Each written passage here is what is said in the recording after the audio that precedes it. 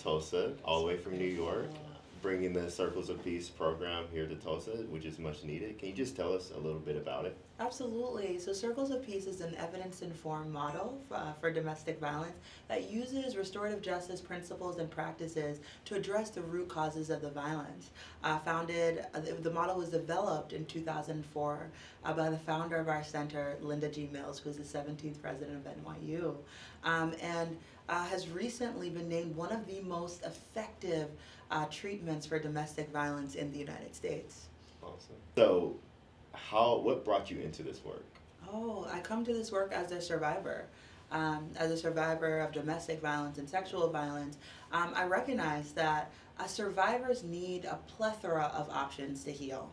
And my personal belief is no survivor is the same, and all survivors are the experts on their own experience. And so my commitment is, how do we create a variety of different alternatives so that a survivor, when they've experienced harm, can decide what works best for them. So I'm really grateful to be doing this work.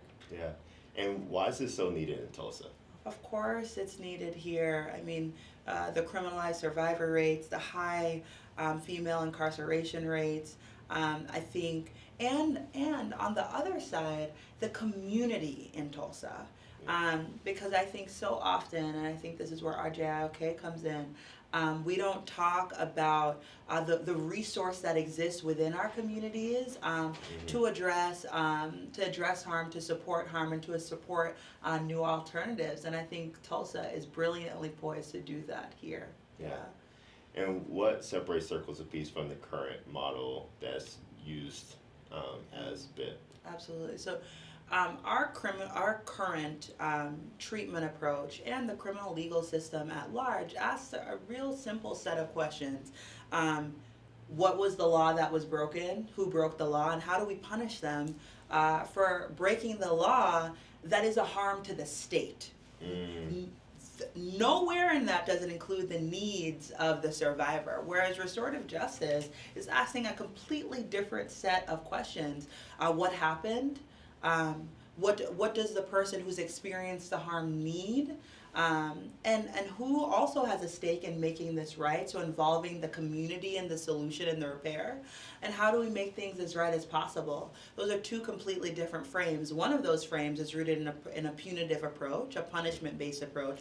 The other frame is rooted in a needs-based approach, a communal approach that honors the humanity of all involved. And so that, for me, is one of the biggest differences in terms of our approach. Is we're asking needs, we're involving community in the solution, and we're looking at the humanity of everyone involved when a harm occurs. Yeah.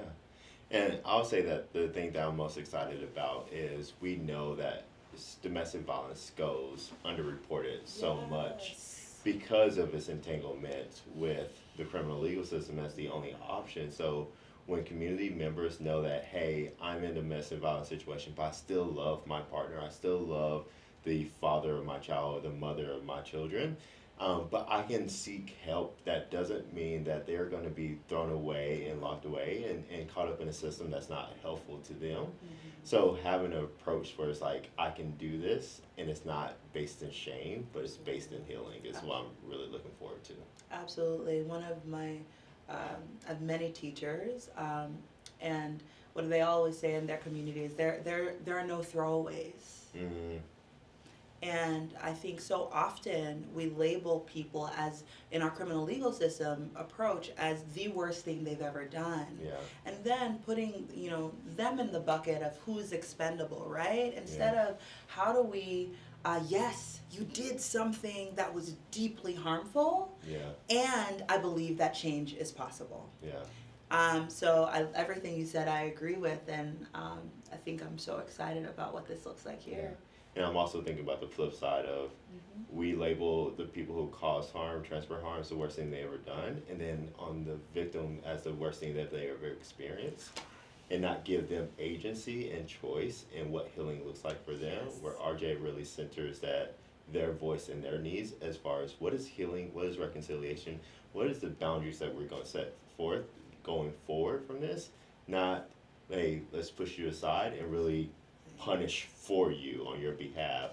that really is not supporting their needs. So this is why we have to do this in Tulsa. Yeah. Awesome. Absolutely, absolutely. How do we move away from paternalism? Yeah. And actually honor the needs and goals of the person of people who've experienced harm. Yeah. And I think that's what a restorative paradigm allows us to do. Awesome. Well, thank you so much. Thank you, Xavier. One of my favorite people right here.